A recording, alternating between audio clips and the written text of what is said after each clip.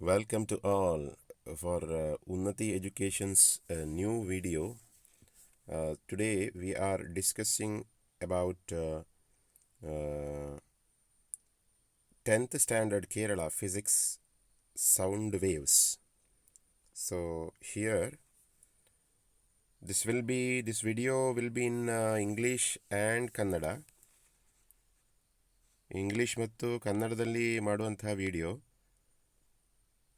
10ನೇ ತರಗತಿಯ ಭೌತಶಾಸ್ತ್ರ, ಕೇರಳದ 10ನೇ ತರಗತಿಯ ಭೌತಶಾಸ್ತ್ರ ನಾದ ತರಂಗಗಳು ಅಂತ ಹೇಳುವಂಥ ಪಾಠವನ್ನು ಇದರಲ್ಲಿ ನಾವು ಕವರ್ ಮಾಡ್ತಾ ಇದ್ದೇವೆ. 1ನೇ ಪಾಠ ನಾಡಿದ್ದು ಸೋಮವಾರ ನಿಮಗೆ ಎಕ್ಸಾಮ್ ಇರುವ ಕಾರಣ, 10ನೇ ಕ್ಲಾಸಿಗೆ ಎಕ್ಸಾಮ್ ಇರುವ ಕಾರಣ ಎಸ್ಪೆಷಲಿ ಅದನ್ನು ಗಮನದಲ್ಲಿಟ್ಕೊಂಡು ಈ ವಿಡಿಯೋವನ್ನು ಮಾಡ್ತಾ ಇದ್ದೇವೆ.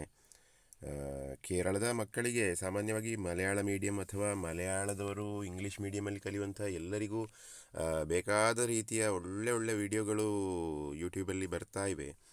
ಅದನ್ನೆಲ್ಲ ಇವರು ಯೂಸ್ ಮಾಡಿಕೊಂಡು ಒಳ್ಳೆ ಸ್ಕೋರ್ ಮಾಡ್ತಾ ಇದ್ದಾರೆ. ಆದರೆ ಪ್ರಾಬ್ಲಮ್ ಏನು ಅಂತ ಹೇಳಿದರೆ, ನಮ್ಮ ಗಡಿನಾಡು ಈ ಕನ್ನಡದ ಮಕ್ಕಳಿಗೆ ಯಾವುದೇ ಇಂತಹ ವಿಡಿಯೋಗಳು ಸಿಗುವುದಿಲ್ಲ.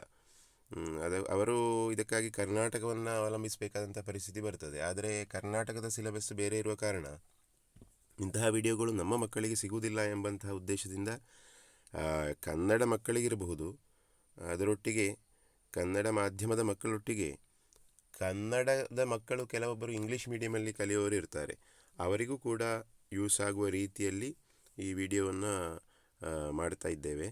ಹಾಗಾಗಿ ದಯವಿಟ್ಟು ಎಲ್ಲ ಕನ್ನಡದ ಜನತೆ ಇದಕ್ಕೆ ಸಪೋರ್ಟ್ ಮಾಡಬೇಕು ಅಂತ ಕೇಳಿಕೊಳ್ತಾ ಆ ಭಾವನೆಯೊಂದಿಗೆ ನಾವು ಮುಂದುವರಿಯುವ. 1ನೇ ಪಾಠ ನಾದ ತರಂಗಗಳು, ಇದರ ಬಗ್ಗೆ ಇಲ್ಲಿ ನಾವು ಡಿಸ್ಕಸ್ ಮಾಡ್ತಾ ಇದ್ದೇವೆ.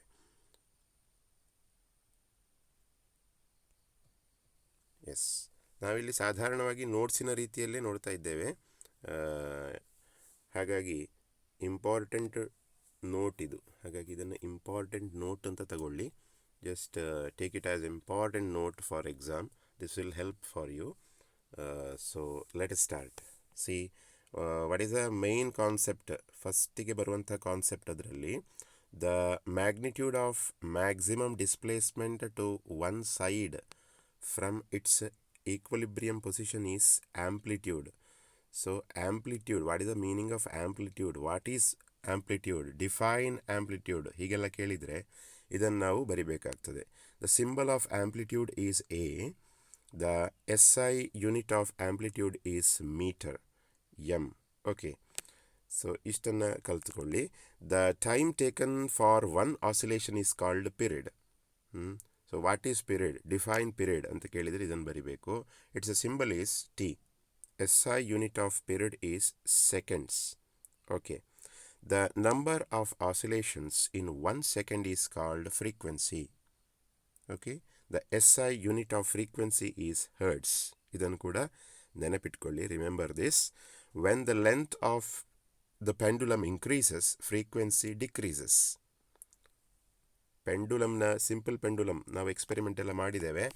ಅದರಲ್ಲಿ ಪೆಂಡುಲಮ್ನ ಲೆಂತ್ ಜಾಸ್ತಿ ಆಗುವಾಗ ಅದರ ಫ್ರೀಕ್ವೆನ್ಸಿ ಡಿಕ್ರೀಸ್ ಆಗ್ತದೆ, ಕಡಿಮೆ ಆಗ್ತದೆ. As the period increases, frequency increases. So frequency is inversely related to period, or we can say frequency equal to 1 by period, 1 by time period. Okay, so this equation is important. There may be some problems from this area, like 1 or 2 marks problems may arrive for exam. So be careful and remember this relation. When an object vibrates freely, it vibrates in its innate frequency. Okay, this is the natural frequency of the object. So you have to understand what is natural frequency of the object, that you have to remember also. Now this factors that influence the natural frequency of an object, you have to remember these points. There may be a question like they have given 2 points and you have to write 2 other. So you have to remember all these points: length of the object, size of the object, elasticity, nature of the material, etc. Okay. Then forced vibration is a vibration of an object induced by an external vibrating object. So this is what is forced vibration. Answer for that. And if the natural frequency of the forcing object and that of the forced object are equal, the objects are said to be in resonance. Okay. So what is resonance means? You have to write this. The objects undergoing resonance will vibrate with the maximum amplitude. Okay. So remember these things, very important things. As a note, you can study this. ಇದು ಗೊತ್ತಾಗದಿದ್ದರೆ, ಒಮ್ಮೆ ಹೇಳುವಾಗ ಗೊತ್ತಾಗದಿದ್ದರೆ ಮತ್ತೆ rewind ಮಾಡಿ ನೋಡಿಕೊಳ್ಳಿ. Very important things only shed here. ಇನ್ನು ನಮ್ಮ ಕನ್ನಡ ಮಾಧ್ಯಮದ ಮಕ್ಕಳಿಗೋಸ್ಕರ ಅದನ್ನು ಕನ್ನಡದಲ್ಲಿ ಕೂಡ ಇಲ್ಲಿ ಎಕ್ಸ್ಪ್ಲೇನ್ ಮಾಡ್ತಾ ಇದ್ದೇವೆ, ನೋಡಿಕೊಳ್ಳಿ. ಸಮತೋಲನ ಸ್ಥಾನದಿಂದ ಒಂದು ಬದಿಗೆ ಗರಿಷ್ಠ ಸ್ಥಳಾಂತರದ ಪ್ರಮಾಣವು ಕಂಪನ ವಿಸ್ತಾರ. ಇಲ್ಲಿ ಕಂಪನ ವಿಸ್ತಾರ ಅಂತ ಅಂದರೆ ಏನು ಅದನ್ನು ಕೂಡ ನೀವು ನೆನಪಿಟ್ಕೊಳ್ಳಬೇಕು. ಇದರ ಸಂಕೇತ ಎ ಆಗಿದೆ. SI ಯೂನಿಟ್, ಇದರ SI ಯೂನಿಟ್ ಮೀಟರ್, ಎಮ್. ಆಯಿತಾ? ಹಾಗೆ ನಾವು ಮುಂದುವರಿತಾ, ಒಂದು ಆಂದೋಲನಕ್ಕೆ ತೆಗೆದುಕೊಳ್ಳುವ ಸಮಯವನ್ನು ಅವಧಿ ಎಂದು ಕರೆಯಲಾಗುತ್ತದೆ.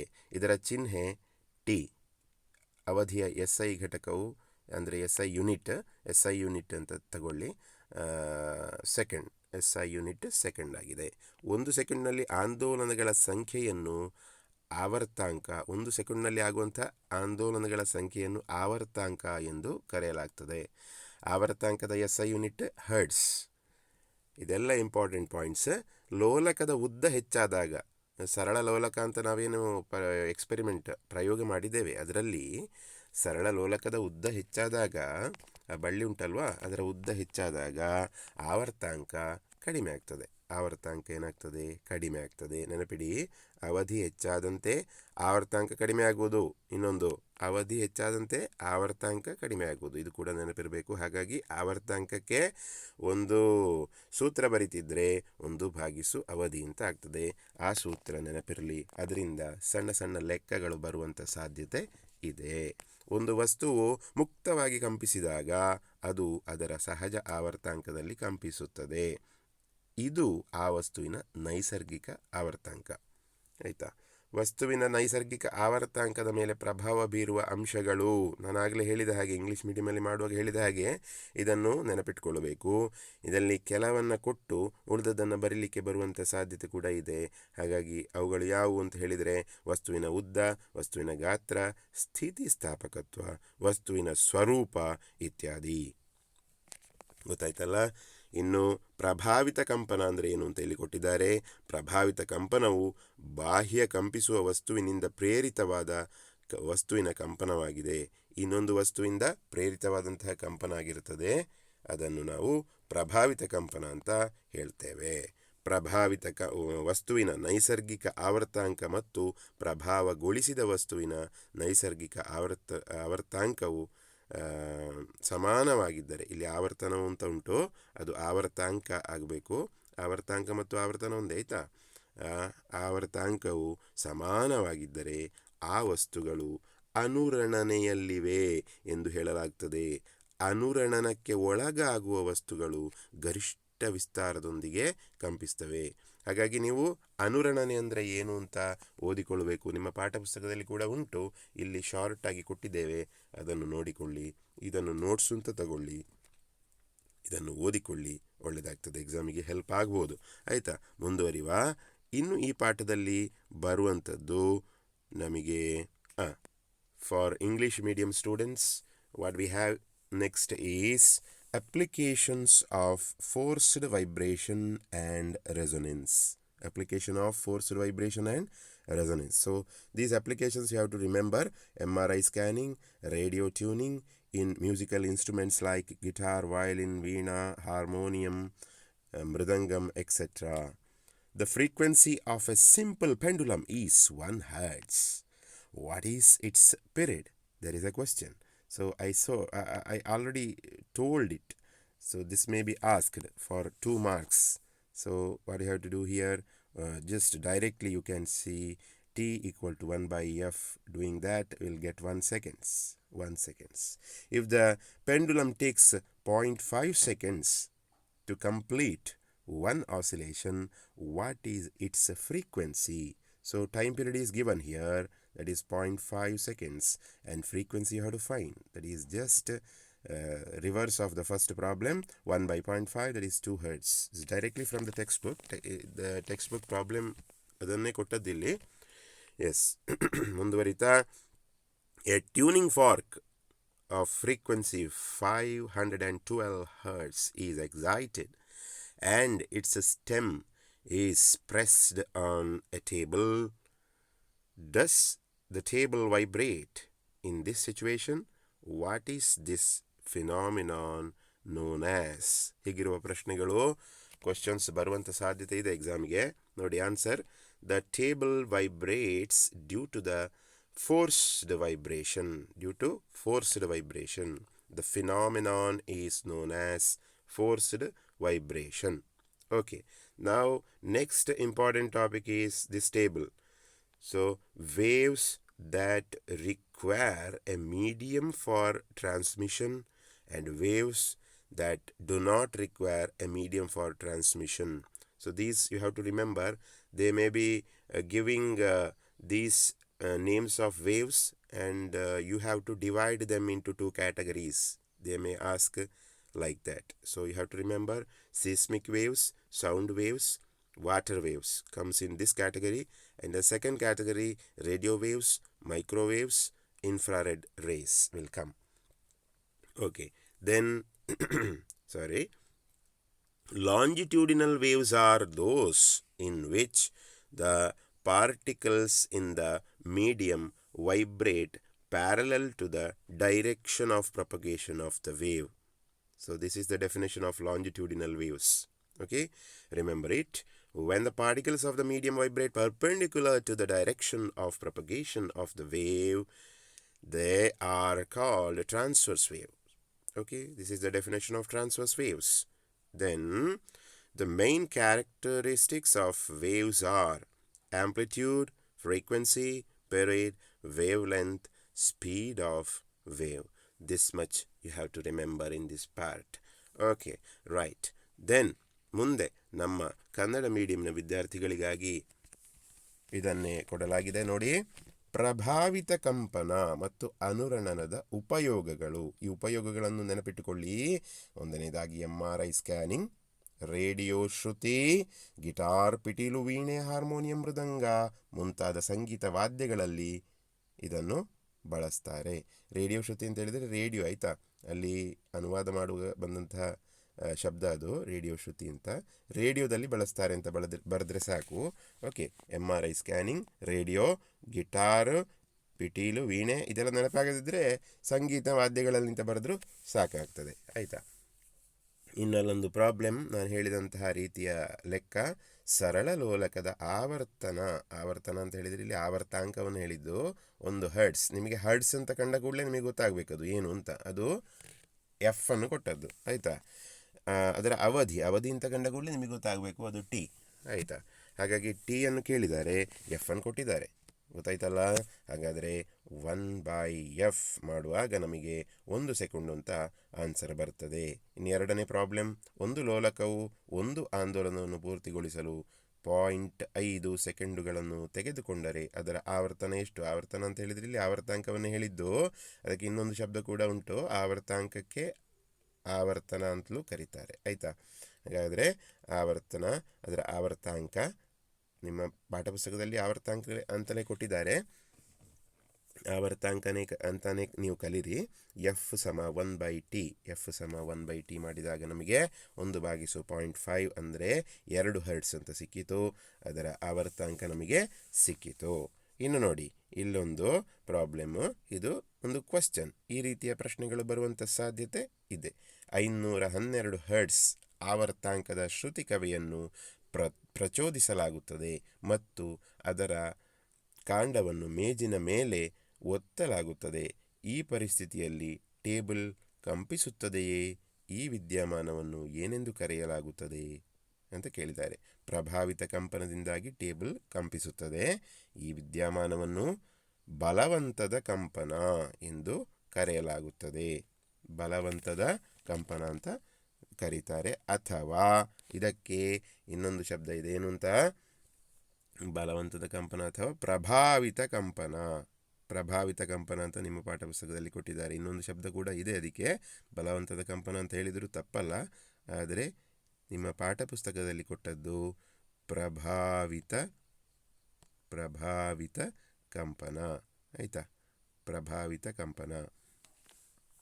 Okay, right. ಹಾಗಾದರೆ ಅದು ಗೊತ್ತಾಯಿತು ಅಂತ ಅಂದ್ಕೊಳ್ತಾ we will go to the next slide. That is, ನೋಡಿ ಇಲ್ಲಿ ಕನ್ನಡದಲ್ಲಿ ಆ ಪಟ್ಟಿಯನ್ನು ಕೊಟ್ಟಿದ್ದಾರೆ. ಪ್ರಸರಣ ಮಾಧ್ಯಮಕ್ಕೆ ಪ್ರಸರಣಕ್ಕೆ ಮಾಧ್ಯಮದ ಅಗತ್ಯವಿರುವ ಅಲೆಗಳು ಮತ್ತು ಪ್ರಸರಣಕ್ಕೆ ಮಾಧ್ಯಮದ ಅಗತ್ಯವಿಲ್ಲದ ಅಲೆಗಳು. ಇದನ್ನು ನೆನಪಿಟ್ಟುಕೊಳ್ಳಬೇಕು. ಭೂಕಂಪದ ಅಲೆಗಳು, ಧ್ವನಿ ತರಂಗಗಳು, ನೀರಿನ ಅಲೆಗಳು, ರೇಡಿಯೋ ತರಂಗಗಳು, ಮೈಕ್ರೋವೇವ್ಗಳು, ಅತಿಗೆಂಪು ಕಿರಣಗಳು ಅಂದರೆ ಅಲ್ಟ್ರಾವೈಲೆಟ್ ಕಿರಣಗಳು. ಆಯಿತಾ? ನಿಮಗೆ ಬೇಕಾದರೆ ಇಲ್ಲಿ ರೆಫರ್ ಮಾಡಿಕೊಳ್ಬೋದು, ಇಂಗ್ಲೀಷಿನದ್ದುಂಟು. ಇನ್ಫ್ರಾರೆಡ್. ಆಯಿತಾ? ಇನ್ಫ್ರಾರೆಡ್ ಕಿರಣಗಳು, ಇನ್ಫ್ರಾರೆಡ್. ಅಲ್ಟ್ರಾವೈಲೆಟ್ ಕೂಡ ಆಗ್ತದೆ, ಇನ್ಫ್ರಾರೆಡ್ ಕೂಡ ಆಗ್ತದೆ. ಅತಿ ಕೆಂಪು ಅಂತ ನೇರವಾಗಿ ಕನ್ನಡದಲ್ಲಿ ಕೊಟ್ಟದ್ದಲ್ಲಿ ಅದು ಏನು? ಇನ್ಫ್ರಾರೆಡ್ ಕಿರಣಗಳು. ಆಯಿತಾ? ಸರಿ. ಇನ್ನು ನೋಡಿ ಮುಂದಿನ ಭಾಗ. ಮಾಧ್ಯಮದಲ್ಲಿನ ಕಣಗಳು ತರಂಗದ ಪ್ರಸರಣದ ದಿಕ್ಕಿಗೆ ಸಮಾನಾಂತರವಾಗಿ ಕಂಪಿಸುವ ಅಲೆಗಳನ್ನು ಏನು ಅಂತ ಕರೀತಾರೆ? ನಿಮಗೆ ಅಲ್ಲಿ ಅನುವಾದದ ತೊಂದರೆ ಅದು. ಇದು ಏನಾಗಬೇಕು? ನೀಳ ಅಲೆಗಳು. ನೀಳಲೆ ಅಂತ ನಿಮಗೆ ಕೊಟ್ಟಿದ್ದಾರೆ ಅಲ್ವಾ? ನೀಳ ಅಲೆಗಳು ಎಂದು ಕರೆಯಲಾಗುತ್ತದೆ. ಅವುಗಳನ್ನು ನೀಳ ಅಲೆ ಅಂತ ಕರಿತೇವೆ. ಒಂದು ಮಾಧ್ಯಮದ ಕಣಗಳು ತರಂಗದ ಪ್ರಸರಣದ ದಿಕ್ಕಿಗೆ ಲಂಬವಾಗಿ ಕಂಪಿಸಿದಾಗ ಅವುಗಳನ್ನು ಅಡ್ಡ ತರಂಗಗಳು ಅಥವಾ ಅಡ್ಡಲೆಗಳು ಎಂದು ಕರೆಯಲಾಗ್ತದೆ. ಇನ್ನು ಅಲೆಗಳ ಮುಖ್ಯ ಲಕ್ಷಣಗಳು ಅಂದರೆ ವೈಶಾಲ್ಯ ಅಂತ ಹೇಳಿದರೆ ಅಲ್ಲಿ ಹೇಳಿದಂಥದ್ದು ಯಾವುದನ್ನು? ಅಲೆಗಳ ಅಲ್ಲಿ ವೈಶಾಲ್ಯ ಅಂತ ಹೇಳಿದರೆ ಅಲೆಗಳ ವಿಸ್ತಾರ. ಆಯಿತಾ? ವಿಸ್ತಾರ. ಅಲೆಗಳ ವಿಸ್ತಾರ, ಆಂಪ್ಲಿಟ್ಯೂಡ್ ಅಂತ ಇಂಗ್ಲೀಷಲ್ಲಿ ಹೇಳ್ತೇವೆ. ಅದು ನೇರ ಅನುವಾದದ ಕಾರಣದಿಂದ ಹಾಗೆ ಬಂದದ್ದು, ವಿಸ್ತಾರ. ಆಯಿತಾ? ನಾನು ನಿಮಗೆ ಹೇಳ್ತೇನೆ ಏನೆಲ್ಲ ವ್ಯತ್ಯಾಸಗಳುಂಟದಲ್ಲಿ ಅಂತ. ಇನ್ನು ಆವರ್ತನ ಅಂತ ಹೇಳಿದರೆ ನಾನು ಆಗಲೇ ಹೇಳಿದೆ, ಅದು ಆವರ್ತಾಂಕ. ಏನು? ಆವರ್ತಾಂಕ. ಎಫ್ ಅಂತ ಸೂಚಿಸ್ತೇವಲ್ವಾ? ಫ್ರೀಕ್ವೆನ್ಸಿ, ಆವರ್ತಾಂಕ. ಆಯಿತು. ಇನ್ನು ಅವಧಿ ಅಂದರೆ ಅದು ಏನು? ಟಿ ಇಂದ ಸೂಚಿಸ್ತೇವೆ, ಇದು ಎಫ್ ಇಂದ ಸೂಚಿಸ್ತೇವೆ. ಕಂಪನ ವಿಸ್ತಾರವನ್ನು ಎ ಇಂದ ಸೂಚಿಸ್ತೇವೆ. ಇನ್ನು ತರಂಗಾಂತರವನ್ನು ನಾವು ಲಾಂಬ್ಡಾ ಅಂತ ಹೇಳುವ ಪದದಿಂದ ಸೂಚಿಸ್ತೇವೆ. ಅಲೆಯ ವೇಗವನ್ನು ವಿ ಎಂಬ ಪದದಿಂದ ನಾವು ಸೂಚಿಸ್ತೇವೆ. ಓಕೆ, ಗೊತ್ತಾಯ್ತಲ್ಲ ಇಷ್ಟು? ಸರಿ, ನಾವು ಮುಂದುವರಿವಾ? Yes, for English medium students now there is a question just to see what is that. Some of the characteristics related to transverse waves and longitudinal waves are given below. Classify them and complete the table ಅಂತ ಕೇಳಿದ್ದಾರೆ. ಇಲ್ಲಿ ನಾವು ಡೈರೆಕ್ಟಾಗಿ ಆನ್ಸರನ್ನು ಬರೆಯುವ, table ಮಾಡಬೇಕು ಅಂತ ಇಲ್ಲ. ಈಗ ನಿಮ್ಮ ಹತ್ರ ಹಾಗೆ ಕೇಳಿದರೆ ಟೇಬಲ್ ಮಾಡಬೇಕು ಎಕ್ಸಾಮಿಗೆ. Particles in the medium vibrate perpendicular to the direction of propagation of the wave. The transverse waves. Compression and rarefactions are formed. Compressions and rarefactions are formed in the case of longitudinal waves. Then pressure variations occur in the medium. That is in the case of longitudinal waves. Crests and troughs are formed, that is transverse waves. Particles in the medium vibrate parallel to the direction of propagation of the wave, that is longitudinal wave.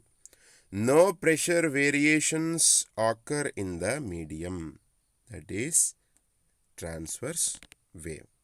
Okay. Next, you have to remember the different words. Frequency. What is frequency? Regarding these waves, what is frequency? The frequency of a wave is the number of cycles that pass through a point in 1 second. Wavelength. The distance between two consecutive crests or two consecutive troughs is also considered as wavelength of transverse wave. Okay, so this is represented by lambda. Lambda is used to denote wavelength. Okay, when the speed is constant, frequency of the wave is inversely proportional to the wavelength. F is inversely related to lambda. Okay, ಅದನ್ನು ಹೀಗೆ ಬರೆಯುವಂಥದ್ದು. You have to write like that. And speed of a wave equal to frequency into wavelength. So this equation is very important. This equation is used in some problems, solving some problems. So some problems from this part may come for 3 marks. You have to remember the equation. This is the second equation that we have in this particular unit. Okay. Yes. ಇದೀಗ ಕನ್ನಡ ಮಾಧ್ಯಮದ ಮಕ್ಕಳಿಗಾಗಿ ಅದೇ ಪ್ರಶ್ನೆ. ಅದರಲ್ಲಿ ಏನಾದರೂ ವ್ಯತ್ಯಾಸಗಳಿದ್ದರೆ ನಾನು ಹೇಳ್ತೇನೆ. ನೋಡಿ, ಈಗ ಅಡ್ಡ ಅಲೆಗಳು ಮತ್ತು ನೀಳ ಅಲೆಗಳಿಗೆ ಸಂಬಂಧಿಸಿದ ಕೆಲವು ಗುಣಲಕ್ಷಣಗಳನ್ನು ಕೆಳಗೆ ನೀಡಲಾಗಿದೆ. ಅವುಗಳನ್ನು ವರ್ಗೀಕರಿಸಿ ಈ ಕೋಷ್ಟಕವನ್ನು ಪೂರ್ತಿಗೊಳಿಸಿರಿ ಅಂತ ಹೇಳಿ. ಅಂತಂದರೆ ಪಟ್ಟಿ ಕೊಟ್ಟಿರ್ತಾರೆ, ಆ ಪಟ್ಟಿಯಲ್ಲಿ ಬರೀಲಿಕ್ಕೆ. ಆದರೆ ಇಲ್ಲಿ ನಾವು ನೇರವಾಗಿ ಬರಿತಾ ಇದ್ದೇವೆ. ಮಾಧ್ಯಮದಲ್ಲಿನ ಕಣಗಳು ತರಂಗದ ಪ್ರಸರಣದ ದಿಕ್ಕಿಗೆ ಲಂಬವಾಗಿ ಕಂಪಿಸುತ್ತವೆ ಅಂತ ಹೇಳಿದರೆ ಅದು ಅಡ್ಡ ಅಲೆಯ ವಿಚಾರ. ಇನ್ನು ಸಂಕೋಚನಗಳು ಮತ್ತು ಅಪರೂಪದ ಕ್ರಿಯೆಗಳು ರೂಪುಗೊಳ್ಳುತ್ತವೆ ಅಂತ ಹೇಳಿದರೆ, ಸಂಕೋಚನಗಳು ಅಲ್ಲಿ ಅಪರೂಪದ ಕ್ರಿಯೆಗಳು ಅಂತ ನೇರ ಅನುವಾದ ಮಾಡುವಾಗ ಬಂದಿದೆ. ಅದು ಸಂಕೋಚನಗಳು ಮತ್ತು ಅದೇನಾಗಬೇಕಾದ್ದು ಅಂದರೆ ಸಂಕೋಚನಗಳು ಮತ್ತು ಅದನ್ನು ನಿಮ್ಮ ಪಾಠಪುಸ್ತಕದಲ್ಲಿ ಅಧಿಕ ಒತ್ತಡ ಪ್ರದೇಶ ಮತ್ತು ನಿಮ್ನ ಒತ್ತಡ ಪ್ರದೇಶ ಅಂತ ಕೊಟ್ಟಿದ್ದಾರೆ. ಹಾಗಾಗಿ ಈ ಶಬ್ದ ಬಂದ ಕೂಡಲೇ ಅದು ನೀಳ ಅಲೆಗೆ ಸಂಬಂಧಿಸಿದಂತಹ ವಿಚಾರ ಅಂತ ನಮಗೆ ಗೊತ್ತಾಗಬೇಕು. ಇನ್ನು ಮಾಧ್ಯಮದಲ್ಲಿ ಒತ್ತಡದ ವ್ಯತ್ಯಾಸಗಳು ಸಂಭವಿಸ್ತವೆ, ಅದು ಕೂಡ ನೀಳ ಅಲೆಗೆ ಸಂಬಂಧಿಸಿದಂತಹ ಹೇಳಿಕೆ. ಹಾಗಾಗಿ ಅದನ್ನು ನೀಳ ಅಲೆಗೆ ಬರಿಬೇಕು. ಕ್ರಸ್ಟ್ಗಳು ಮತ್ತು ಇಲ್ಲೊಂದು ಅನುವಾದದ ಪ್ರಾಬ್ಲಮ್ ಬರ್ತದೆ, ಗುಣಿಗಳು ಅಂತ ಆಗಬೇಕದು ಅಲ್ವಾ. ಕ್ರಸ್ಟ್ಗಳು ಮತ್ತು ಗುಣಿಗಳು ಅಥವಾ ಶಿಖರಗಳು ಮತ್ತು ಗುಣಿಗಳು. ಶಿಖರಗಳು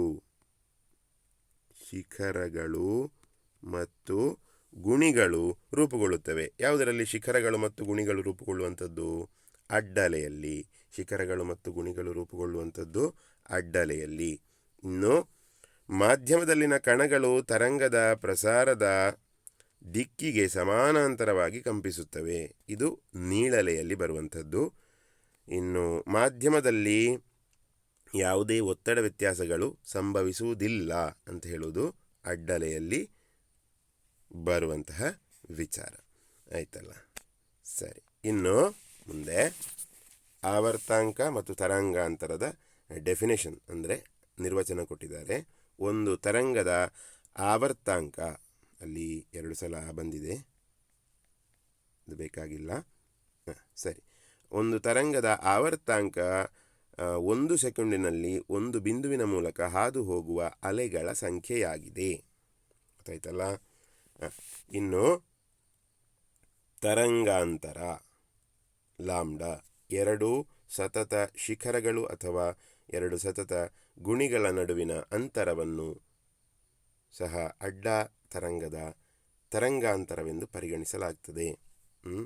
ಹಾಗಾಗಿ ಇಲ್ಲಿ ನಾನು ತೋರಿಸಿದ್ದೇನೆ ಚಿತ್ರದಲ್ಲಿ ನೋಡಿ, 2 ಶಿಖರಗಳ ನಡುವಿನ ದೂರ ಇದು ಲಾಂಬ್ಡಾ, ಅದೇ ರೀತಿ ಎರಡು ಗುಣಿಗಳ ನಡುವಿನ ದೂರ ಕೂಡ ಲ್ಯಾಂಬ್ಡಾ ಆಗ್ತದೆ, ಅಥವಾ ಯಾವುದಾದ್ರೂ ಎರಡು ಹೀಗಿರುವ ಪಾಯಿಂಟ್ಗಳ ನಡುವಿನ ಅಂತರ ಕೂಡ ಲ್ಯಾಂಬ್ಡಾ ಅಂತ ಹೇಳ್ಬೋದು.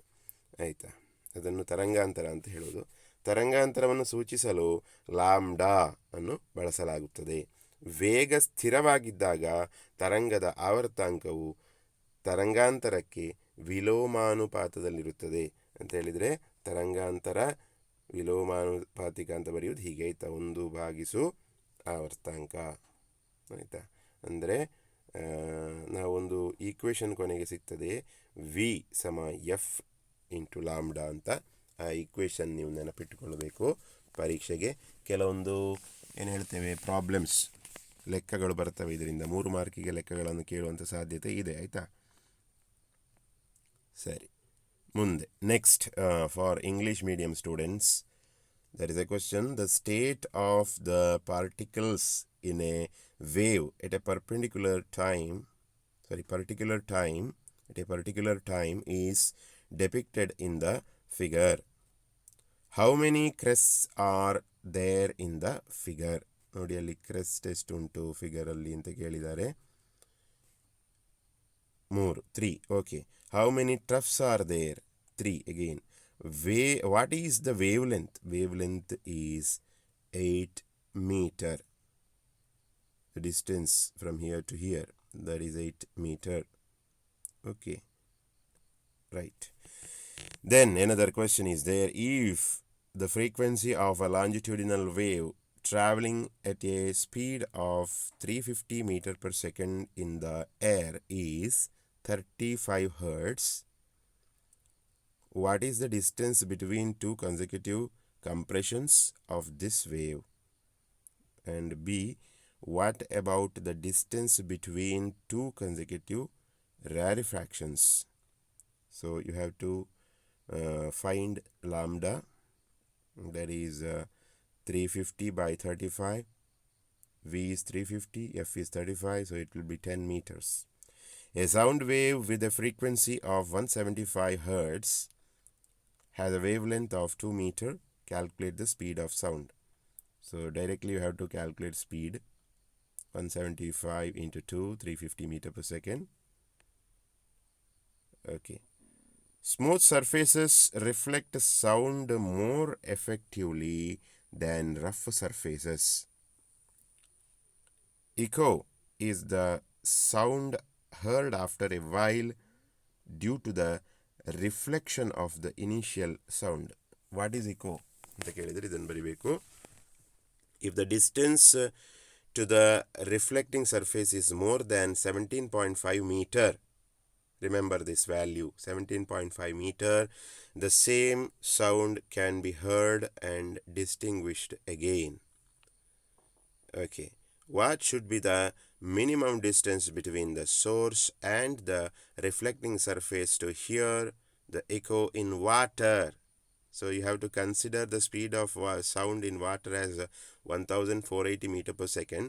So distance can be calculated as a product of velocity or speed and time. That is, speed is given here 1480 into time, that is 0.1 second, and that is our capacity, 0.1 second. Only after that we can hear the second sound. Yes, so just multiplying you'll get 148 meters. The minimum distance between the source and the reflecting surface is 74 meters. Okay, 74 meters, because it should be the half of this. Okay, 2 times the sound should travel that distance, no? So that is why it is 74 meters.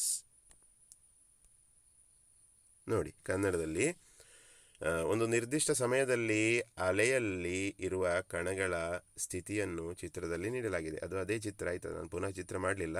Same ಇದೇ ಚಿತ್ರ, ಇದೇ figure, ಅದು ಪಾಠಪುಸ್ತಕದಲ್ಲಿ ನೋಡಿಕೊಳ್ಳಿ ನೀವು. ಇನ್ನು ಚಿತ್ರದಲ್ಲಿ ಎಷ್ಟು ಶಿಖರಗಳಿವೆ ಅಂತ ಕೇಳಿದರೆ 3.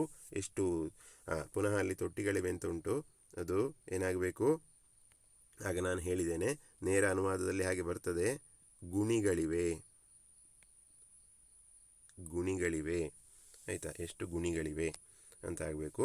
ಇನ್ನು ತರಂಗಾಂತರ ಎಷ್ಟು, ಅದು 8 ಮೀಟರ್, ಗುಣಿಗಳು 3 ಆಯಿತಾ. ಆ ಚಿತ್ರವನ್ನು ನೋಡಿಕೊಳ್ಳಿ, ಗಮನಿಸಿಕೊಳ್ಳಿ, ಗೊತ್ತಾಗ್ತದೆ. ಹೇಗಿರೋದು ಕೇಳ್ತಾರೆ, ಪರೀಕ್ಷೆಗೆ ಬರ್ತದೆ, ನೋಡಿಕೊಳ್ಳಿ ಕರೆಕ್ಟಾಗಿ. ಇನ್ನು ಪ್ರಾಬ್ಲಮ್ಗಳನ್ನು ನೋಡುವ. ಗಾಳಿಯಲ್ಲಿ 350 ಮೀಟರ್ ಪರ್ ಸೆಕೆಂಡ್ ವೇಗದಲ್ಲಿ ಚಲಿಸುವ ನೀಳಲೆ, ಆಯಿತಾ, ಇದು ನೀಳಲೆ, ಅದನ್ನು ನೀಳಲೆ ಅಂತ ಓದ್ಕೊಳ್ಳಿ. ನೀಳ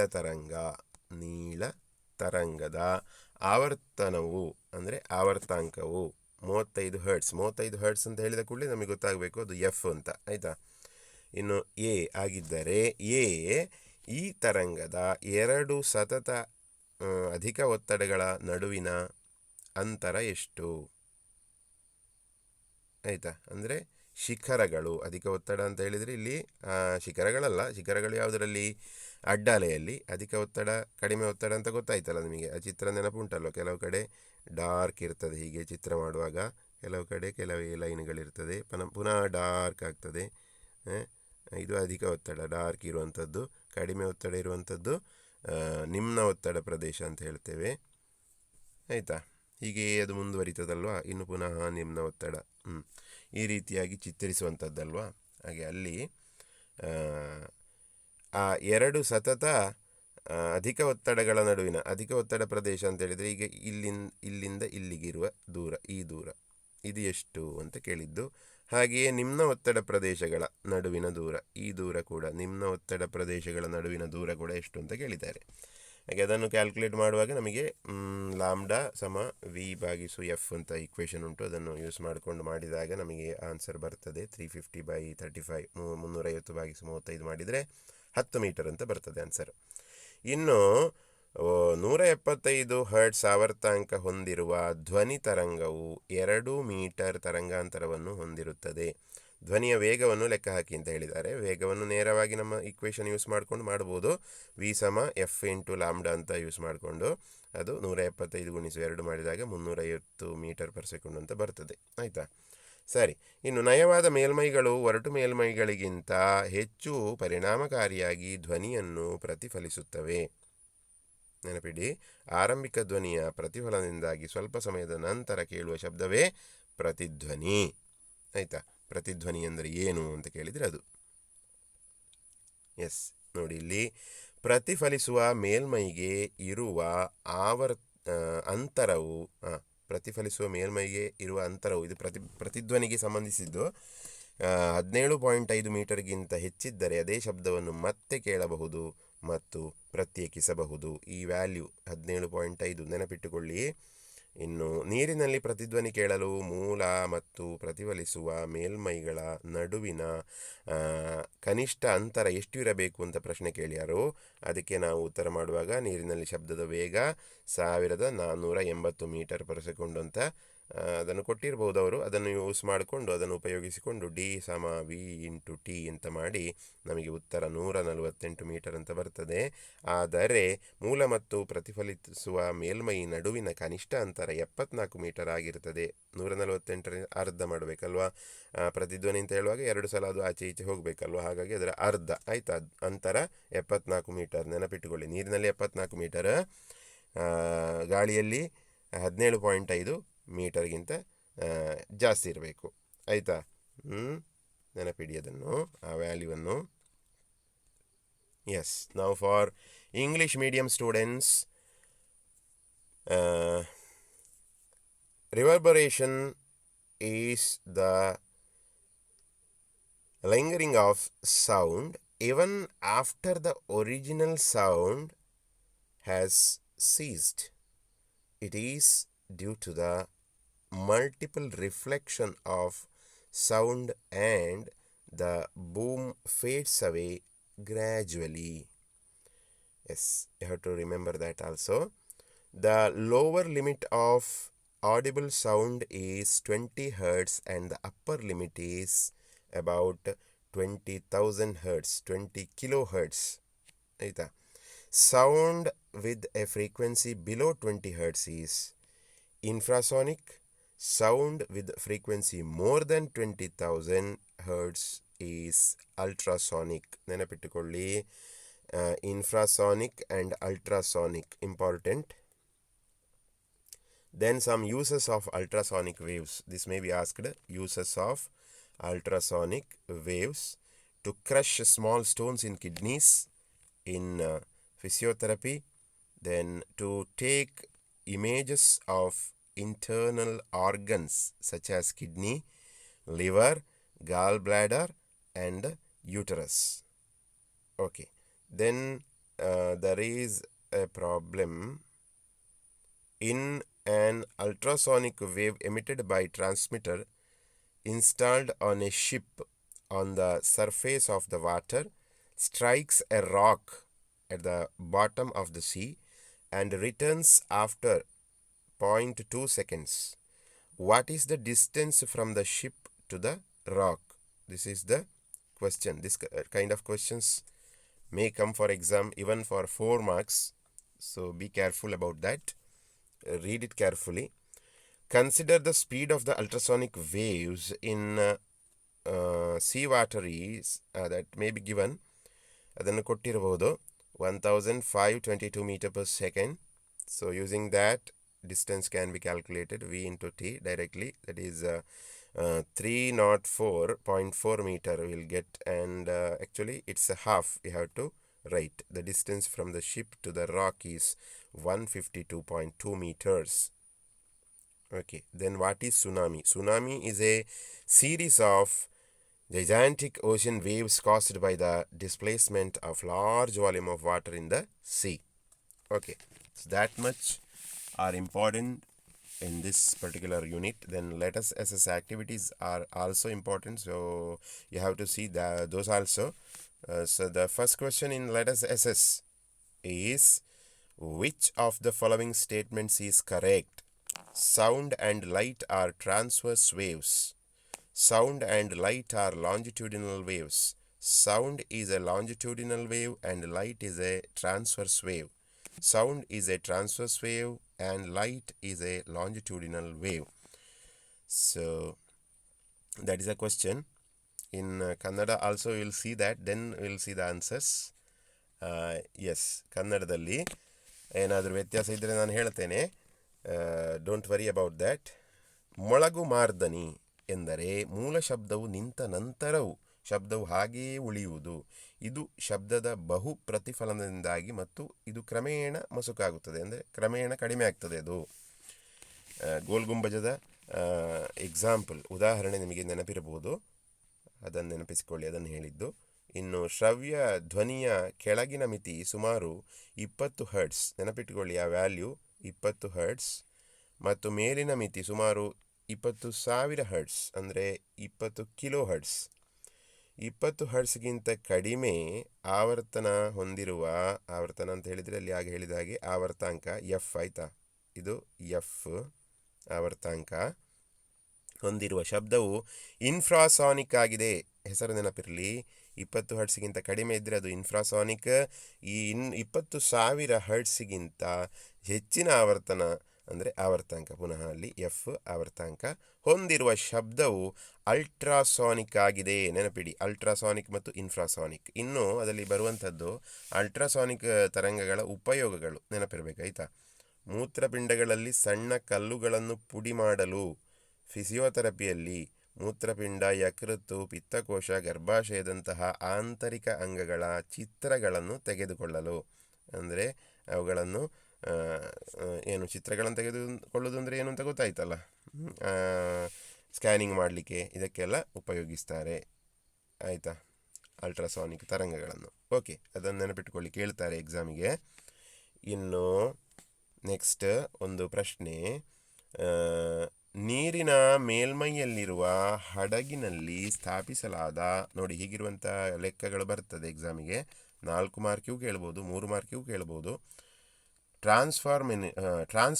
ಟ್ರಾನ್ಸ್ಮಿಟರ್ನಿಂದ ಹೊರಸೂಸಲ್ಪಟ್ಟ ಅಲ್ಟ್ರಾಸಾನಿಕ್ ತರಂಗವು ಸಮುದ್ರದ ತಳದಲ್ಲಿರುವ ಬಂಡೆಗೆ ಬಡಿದು 0.2 ಸೆಕೆಂಡುಗಳ ನಂತರ ಹಿಂತಿರುಗಿದರೆ ಹಡಗಿನಿಂದ ಬಂಡೆಗೆ ಇರುವ ಅಂತರ ಎಷ್ಟು? ಸಮುದ್ರದ ನೀರಿನಲ್ಲಿ ಅಲ್ಟ್ರಾಸಾನಿಕ್ ತರಂಗಗಳ ವೇಗವನ್ನು ಅವರು ಕೊಟ್ಟಿರ್ತಾರೆ 1522 ಮೀಟರ್ ಪರ್ ಸೆಕೆಂಡ್ ಅಂತ. ಹಾಗೆ ಪರಿಗಣಿಸಿಕೊಂಡು ನಾವು ನೇರವಾಗಿ ನಮ್ಮ ಸೂತ್ರ ಏನು, ದೂರ ಸಮ ವೇಗ ಗುಣಿಸು ಸಮಯ. ಅದನ್ನು ಉಪಯೋಗಿಸಿಕೊಂಡು ನಾವು ಮಾಡಿದಾಗ ನಮಗೆ 304.4 ಮೀಟರ್ ಅಂತ ಬರ್ತದೆ. ಅದರ ಅರ್ಧವನ್ನು ನಾವು ಉತ್ತರವಾಗಿ ಬರಿಬೇಕಾಗ್ತದೆ. ಹಾಗಾಗಿ ಹಡಗಿನಿಂದ ಬಂಡೆಗಿರುವ ಅಂತರ 152.2 ಮೀಟರ್ ಹೀಗಿರುವ ಲೆಕ್ಕ ಬರ್ತದೆ, ನೆನಪಿಟ್ಟುಕೊಳ್ಳಿ ಆಯಿತಾ. ಅಲ್ಲಿ ನೀವು ಅದರ ಅರ್ಧ ಮಾಡಲಿಕ್ಕೆ ಮರಿಬಾರ್ದು. ಓಕೆ. ಸುನಾಮಿ ಎಂದರೆ ಸಮುದ್ರದಲ್ಲಿನ ದೊಡ್ಡ ಪ್ರಮಾಣದ ನೀರಿನ ಸ್ಥಳಾಂತರದಿಂದ ಉಂಟಾಗುವ ದೈತ್ಯಾಕಾರದ ಸಾಗರದ ಅಲೆಗಳ ಸರಣಿ. ಆಯಿತಾ. ಸುನಾಮಿ ಅಂದರೆ ಏನು ಅಂತ ಹೇಳಿದರೆ ಇದು ಆಯ್ತಲ್ಲ. ಇನ್ನು ನೋಡುವ, ಅಲ್ಲಿ ಮೌಲ್ಯಮಾಪನ ಮಾಡೋಣ. ಅದರಲ್ಲಿ ಸ್ವಯಂ ಮೌಲ್ಯಮಾಪನದಲ್ಲಿ 1ನೇ ಪ್ರಶ್ನೆ ನಾವು ಇಂಗ್ಲೀಷ್ನಲ್ಲಿ ಓದಿದ್ದೇವೆ. ಆ ಪ್ರಶ್ನೆಯ ಕನ್ನಡ ಅವತರಣಿಕೆ ಇಲ್ಲಿದೆ. ಅದರಲ್ಲಿ ಏನಾದರೂ ವ್ಯತ್ಯಾಸ ಇದ್ದರೆ ಹೇಳ್ತೇನೆ, ಡೋಂಟ್ ವರಿ. ಈ ಕೆಳಗಿನ ಹೇಳಿಕೆಗಳಲ್ಲಿ ಯಾವುದು ಸರಿಯಾಗಿದೆ? ABCD ಹೇಳಿಕೆಗಳುಂಟು. ಧ್ವನಿ ಮತ್ತು ಬೆಳಕು ಅಡ್ಡ ತರಂಗಗಳಾಗಿವೆ. ಧ್ವನಿ ಮತ್ತು ಬೆಳಕು ನೀಳ ಅಲೆಗಳಾಗಿವೆ. ಶಬ್ದವು ನೀಳ ತರಂಗವಾಗಿದ್ದು ಬೆಳಕು ಅಡ್ಡ ತರಂಗವಾಗಿದೆ. ಶಬ್ದವು ಅಡ್ಡ ತರಂಗ ಮತ್ತು ಬೆಳಕು ಅಡ್ಡ ತರಂಗ. ನೋಡಿ, ಇದರಲ್ಲಿ ಯಾವ answer in English? Answer is C. Okay. So what is answer? C is, what is C here? Yes, you can see C here. C is sound is longitudinal wave and light is transverse wave. Okay, C is correct. ಇದರಲ್ಲಿ C ಉತ್ತರ ಆಗಿರ್ತದೆ. ನಾವು ಕನ್ನಡದಲ್ಲಿ ಮತ್ತೆ ನೋಡುವ. And second question in let us assess, that is the upper limit of frequency of sound that a bat can hear is 120 kilohertz. Bavali, bat. Okay. If so, what is the maximum wavelength of sound it can hear? Consider the speed of sound as 350 meter per second. So, illi what is asked here? Lambda. Lambda is asked. So, you can directly calculate it. 350 by 120 kilohertz. So 120 into 1000 you have to do. Kilo means into 1000 you have to do. You have to multiply this 120 with the 1000. That is why because it is given in terms of kilohertz. So to make it hertz, you have to multiply that value with the 1000. So you are getting this value. Okay, this number. So finally you are getting 0.00029 meter lambda. Okay, that is the answer. Then a graphical illustration of two waves traveling at a speed of 3.2 meter per second is given. Find out the frequency, period and wavelength of each wave. This type of problems can be asked for exam. Very important. The frequency, period and wavelength of wave are A, first wave, that is 125 hertz, 8 seconds and 25.6 meters. You just do and see, do the calculation and see. Okay. Time is given here. So you can, displacement is given here. You can compare here what is frequency, what is time and what is wavelength. Okay, speed is given, so you can calculate wavelength. Once if you get frequency, you can calculate wavelength also. Okay, right? So you just calculate it and see. Then yes, B for this 1 hertz, 1 second, 3.2 meter. You know all the equations, you can calculate it. Do the calculation and see. If you are not getting the value, comment it. I will help you. You can ask in comment also. Comment ಮಾಡಿ ಕೇಳ್ಬೋದು, ನಾನು ಮಾಡಿ ಹೇಳುವ ಹೇಗೆ ಅಂತ ಬೇಕಾದರೆ. ಇವತ್ತೇ ಮಾಡಿ. Yes, then next question. Which of the following frequency can be heard by humans? 5 hertz, 2000 hertz, 200 kilohertz and 50 kilohertz? The answer is 2000 hertz. 2000 hertz. Okay. A wave has a frequency of 2 kilohertz and a wavelength of 35 centimeter. How far does this wave travel in 0.5 seconds? So distance you have to calculate. You know, V you can get with the F into lambda. So that we calculate first. F into lambda ಮಾಡ್ತೇವೆ. So you'll get 700 meters. So from that you are getting distance. Distance equal to velocity or speed into time. So 700 into 0.5. So that will be half of 700, 350 meters. You can calculate and see. Check ಮಾಡಿ ನೋಡಿ ಹಾಗೆ ಬರ್ತದ ಅಂತ ಬರ್ತದೆ. Then what is the frequency of a wave that produces 50 crests and 50 troughs in 0.5 seconds? So frequency you have to calculate. That is number of cycles by time. So one crest and one trough means that is one cycle. So 50 crests and 50 trough means 50 cycles. So you have to understand that 50 by 0.5. Time is 0.5 seconds. So it will be 100 hertz. Frequency is 100 hertz. Okay. ಇದನ್ನು ಮಾಡಿರ್ಬೋದು, ನೀವು ನೋಟ್ಸಲ್ಲಿ ಇರಬಹುದು, ನೋಡಿಕೊಳ್ಳಿ. ಮಾಡದಿದ್ದರೆ ನೋಡಿಕೊಳ್ಳಿ. Okay. So in Kannada ಆಗ ಹೇಳಿದ ಪ್ರಶ್ನೆಗೆ ಉತ್ತರ ಸಿ ಆಯಿತಾ. ಒಂದನೇ ಪ್ರಶ್ನೆಗೆ ಉತ್ತರ ಸಿ. ಇನ್ನು ಅಲ್ಲಿ ಎರಡನೇ ಪ್ರಶ್ನೆ ಇದೆ. ಬಾವಲಿ ಕೇಳಬಹುದಾದ ಧ್ವನಿಯ ಆವರ್ತನದ ಮೇಲಿನ ಮಿತಿ 120 ಕಿಲೋ ಹರ್ಟ್ಸ್ ಆಯಿತಾ, ಫ್ರೀಕ್ವೆನ್ಸಿ.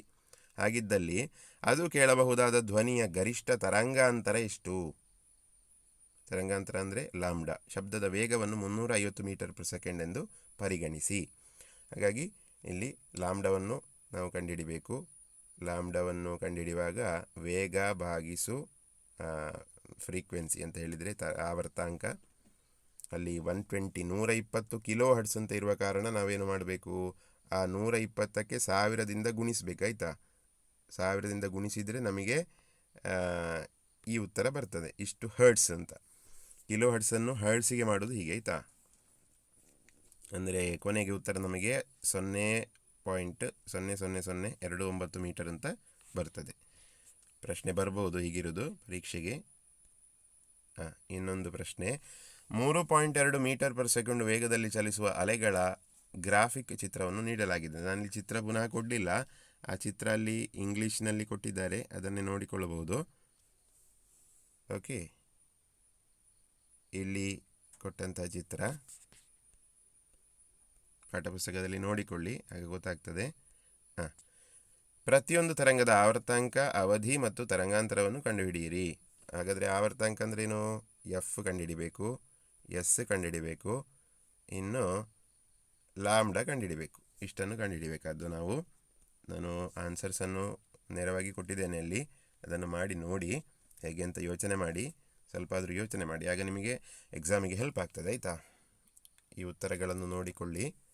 ಇನ್ನು ಈ ಕೆಳಗಿನ ಯಾವ ಆವರ್ತನವನ್ನು ಮನುಷ್ಯರು ಕೇಳಬಹುದು? ಮನುಷ್ಯರು ಕೇಳಬಹುದಾದಂಥ ಆವರ್ತನ ಯಾವುದು? ಅದರಲ್ಲಿ ನೋಡಿ ಉತ್ತರ 2000 ಹರ್ಟ್ಸ್ ಆಯಿತಾ. 2000 ಹರ್ಟ್ಸ್ ಅಂತ ಬರ್ತದೆ. ಇನ್ನು ನೋಡಿ ಆ ಲಿಮಿಟನ್ನು ನೋಡಿ, ಅದು ಎಲ್ಲಿಂದ ಎಲ್ಲಿವರೆಗೆ ಕೇಳ್ಬೋದು ಅಂತ ಆಗ ಹೇಳಿದ್ದೇನಲ್ವಾ, ಅದನ್ನು ನೋಡಿಕೊಂಡ್ರೆ ನಿಮಗೆ ಅಂದಾಜು ಆಗ್ತದೆ. ಒಂದು ತರಂಗವು 2 ಕಿಲೋ ಹರ್ಟ್ಸ್ ಆವರ್ತಾಂಕ ಮತ್ತು 35 ಸೆಂಟಿಮೀಟರ್ ತರಂಗಾಂತರವನ್ನು ಹೊಂದಿದೆ. ಹಾಗಾದರೆ ಯಾವುದೆಲ್ಲ ಕೊಟ್ಟದ್ದಿಲ್ಲಿ ಗಮನಿಸಿಕೊಳ್ಬೇಕು. ಪ್ರಶ್ನೆ ಬಂದ ಕೂಡಲೇ ಅದರಲ್ಲಿ ಏನೆಲ್ಲ ಕೊಟ್ಟಿದ್ದಾರೆ ಅಂತ ಗಮನಿಸಬೇಕು. ಇಲ್ಲಿ ಎಫ್ ಕೊಟ್ಟಿದ್ದಾರೆ, ಮತ್ತು ತರಂಗಾಂತರ ಅಂದರೆ ಲಾಂಬ್ಡಾ ಕೊಟ್ಟಿದ್ದಾರೆ ಅಲ್ವಾ. 35 ಸೆಂಟಿಮೀಟರ್ 35 ಸೆಂಟಿಮೀಟರ್ ಅಂತ ಕೊಟ್ಟಿದ್ದಾರೆ. ಈ ತರಂಗವು 0.5 ಸೆಕೆಂಡುಗಳಲ್ಲಿ ಎಷ್ಟು ದೂರ ಪ್ರಯಾಣಿಸುತ್ತದೆ, ಅಂದರೆ ಎಷ್ಟು ದೂರ ಹೋಗ್ತದೆ ಅಂತ ಆಯಿತಾ. ಆಗ ಅಲ್ಲಿ ನಾವು ಎಫ್ ಮತ್ತು ಲಾಂಬ್ಡಾವನ್ನು ಉಪಯೋಗಿಸಿಕೊಂಡು ವಿ ವೇಗವನ್ನು ಫಸ್ಟಿಗೆ ಕಂಡುಹಿಡಿಬೇಕಾಗ್ತದೆ. ವಿ ಸಮ ಎಫ್ ಇಂಟು ಲಾಂಬ್ಡಾ ಇದನ್ನು ಉಪಯೋಗಿಸಿಕೊಂಡು, ಆಮೇಲೆ ನಾವು ಆ ಎರಡನೇ ಈಕ್ವೇಷನ್ ಇದು ಉಂಟಲ್ವಾ, ಇದನ್ನು ಉಪಯೋಗಿಸಿಕೊಂಡು ಡಿ ಅಂದರೆ ದೂರ, ಕ್ರಮಿಸಿದ ದೂರವನ್ನು ಕಂಡುಹಿಡಬೇಕಾಗ್ತದೆ. ಹಾಗೆ ಇಲ್ಲಿ ವಿಯನ್ನು ಕಂಡುಹಿಡಲಿಕ್ಕೆ ಎಫ್ ಮತ್ತು ಲಾಂಬ್ಡಾ ಕೊಟ್ಟಿದ್ದಾರೆ. ಆದರೆ ಲಾಂಬ್ಡಾ ಕೊಟ್ಟದ್ದು ಸೆಂಟಿಮೀಟ್ರಲ್ಲಿ ಅಲ್ವಾ, ಅದನ್ನು ಮೀಟ್ರಿಗೆ ಮಾಡಬೇಕು. 35 ಸೆಂಟಿಮೀಟರ್ ಅಂತ ಹೇಳಿದರೆ 35/100 ಮೀಟರ್ ಅಂತ ಆಗ್ತದೆ. ಅಂದರೆ 0.35 ಮೀಟರ್. ಹಾಗಾಗಿ ಇಲ್ಲಿ ಲೆಕ್ಕ ಮಾಡುವಾಗ ಅದನ್ನು ಇಲ್ಲಿ ಹಾಕ್ತೇವೆ, ಲಾಂಬ್ಡಾ ಇರುವಲ್ಲಿ 2000. ಮತ್ತು ಇಲ್ಲಿ 2 ಕಿಲೋ ಹರ್ಟ್ಸ್. ಆಗ ನಾನು ಹೇಳಿದ ಹಾಗೆ ಕಿಲೋ ಹರ್ಟ್ಸನ್ನು ಹರ್ಟ್ಸಿಗೆ ಮಾಡಲಿಕ್ಕೆ ಏನು ಮಾಡೋದು, 2 ಗುಣಿಸು 1000 ಮಾಡಬೇಕು. 2 ಗುಣಿಸು 1000 ಮಾಡಿ 2000 ಬರ್ತದೆ. 2000 ಹರ್ಟ್ಸ್. ಹಾಗೆ ನಾವು ಕ್ಯಾಲ್ಕುಲೇಷನ್ ಮಾಡುವಾಗ ಯಾವಾಗಲೂ ಕೂಡ ಲಾಂಬ್ಡಾ ಹರ್ಟ್ಸಿನಲ್ಲಿರಬೇಕು. ಮತ್ತು ಇನ್ನು ಲಾಂಬ್ಡಾ ಮೀಟ್ರಲ್ಲಿರಬೇಕು, ಎಫ್ ಹರ್ಟ್ಸಿನಲ್ಲಿ ಇರಬೇಕು. ಆಯಿತಾ? ಕಿಲೋ ಹರ್ಟ್ಸಲ್ಲಿ ಕೊಟ್ಟರೆ ಅದನ್ನು ಹರ್ಟ್ಸಿಗೆ ಮಾಡಬೇಕು, ಸೆಂಟಿಮೀಟ್ರಲ್ಲಿ ಕೊಟ್ಟರೆ ಅದನ್ನು ಮೀಟ್ರಿಗೆ ಮಾಡಬೇಕಾಗ್ತದೆ. ಹಾಗೆ ಅದು SI ಯೂನಿಟ್. ಹಾಗಾಗಿ ಅದನ್ನು ಆ ರೀತಿ ಚೇಂಜ್ ಮಾಡಿಕೊಂಡು ಮಾಡಬೇಕಾಗ್ತದೆ. ಹಾಗಾಗಿ ಕೊನೆಗೆ ಡಿ, ಇದು ಡಿ ಆಯಿತಾ, ಕೊನೆಗೆ ಬಂದದ್ದು ಡಿ 350 ಮೀಟರ್. 700 ಬಂತು ಇಲ್ಲಿ, ಯಾವುದು ವಿ 700 ಬಂತು. ಹಾಗಾಗಿ ವಿ ಇಂಟು ಟಿ ಮಾಡುವಾಗ 700 ಗುಣಿಸು 0.5 ಮಾಡಿದಾಗ ನಮಗೆ 350 ಬರ್ತದೆ. ಇನ್ನೊಂದು ಪ್ರಶ್ನೆ ಉಂಟಲ್ಲಿ, ಏನು 0.5 ಸೆಕೆಂಡುಗಳಲ್ಲಿ 50 ಕ್ರಸ್ಟ್ಗಳು ಮತ್ತು 50 ಟ್ರಫ್. ಟ್ರಫ್ ಅಂದರೆ ಏನು ಗೊತ್ತಾಯ್ತಲ್ಲ, ಶಿಖರಗಳು ಮತ್ತು ಗುಣಿಗಳು. ಆಯಿತಾ? ಶಿಖರಗಳು, ಇದು ಶಿಖರ, ಇದು ಗುಣಿ. ಶಿಖರಗಳು ಮತ್ತು ಗುಣಿಗಳನ್ನು ಉತ್ಪಾದಿಸುವ ಅಲೆಯ ಆವರ್ತಾಂಕ ಎಷ್ಟು? ಆವರ್ತಾಂಕ ಕೇಳಿದ್ದಾರೆ. ಎಫ್ ಸಮ ಆವರ್ತನಗಳ ಸಂಖ್ಯೆ ಭಾಗಿಸು ಸಮಯ. ಆಯಿತಾ? ಅಂದರೆ ಒಂದು ಆವರ್ತನ ಅಂತ ಆಗಬೇಕಾದ್ರೆ 50 ಶಿಖರಗಳು ಮತ್ತು 50 ಗುಣಿಗಳು ಆಗಿರಬೇಕು. ಹಾಗೆ ಹೇಳಿದರೆ ಇಲ್ಲಿ 50 ಶಿಖರಗಳು ಮತ್ತು 50 ಗುಣಿಗಳು ಆಗುವಾಗ ಇಲ್ಲಿ 50 ಆವರ್ತನ ಆಗ್ತದೆ. ಒಂದು ಆವರ್ತನ ಆಗಬೇಕಾದ್ರೆ ಏನಾಗಬೇಕಾದ್ದು, ಒಂದು ಶಿಖರ ಮತ್ತು ಒಂದು ಗುಣಿ ಆಗಿರಬೇಕು. ಒಂದು ಶಿಖರ ಒಂದು ಗುಣಿ ಆದರೆ ಅದು ಒಂದು ಆವರ್ತನ. ನೆನಪಿಡಿ. ಆಯಿತಾ? ನಾನು ಹಾಗೆ ಹೇಳಿದ್ದು ಚೇಂಜ್ ಆಗಿದೆ ಅಂತಲ್ವಾ? ಸರಿ ಮಾಡಿಕೊಳ್ಳಿ ಅದನ್ನು. ಒಂದು ಶಿಖರ ಮತ್ತು ಒಂದು ಗುಣಿ ಆದರೆ ಅದು ಒಂದು ಆವರ್ತನ. ಆಯಿತಾ? ಇಷ್ಟಾದರೆ ಒಂದು ಆವರ್ತನ. ಒಂದು ಶಿಖರ ಮತ್ತು ಒಂದು ಗುಣಿ ಸೇರಿದರೆ ಒಂದು ಆವರ್ತನ. ಹಾಗಾಗಿ 50 ಶಿಖರ ಮತ್ತು 50 ಗುಣಿ ಅಂತ ಹೇಳಿದರೆ 50 ಆವರ್ತನ ಆಯಿತು. ಆವರ್ತನಗಳ ಸಂಖ್ಯೆ ಭಾಗಿಸು ಸಮಯ ಮಾಡಿದರೆ ಎಫ್ ಸಿಗ್ತದೆ. ಹಾಗಾಗಿ 50 ಭಾಗಿಸು ಇದನ್ನು ಮಾಡಿದ್ದು, 50 ಭಾಗಿಸು 0.5 ಮಾಡಿ ನಮಗೆ 100 ಹರ್ಟ್ಸ್ ಅಂತ ಸಿಕ್ಕಿತು. ಗೊತ್ತಾಯ್ತಾ? ಅದನ್ನು ಕೂಡ ನೆನಪಿಟ್ಟುಕೊಳ್ಳಿ, ಬರ್ಬೋದು. ಇನ್ನು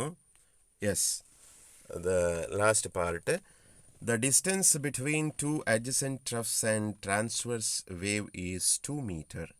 Find the frequency if its speed is 20 meter per second. So speed you have to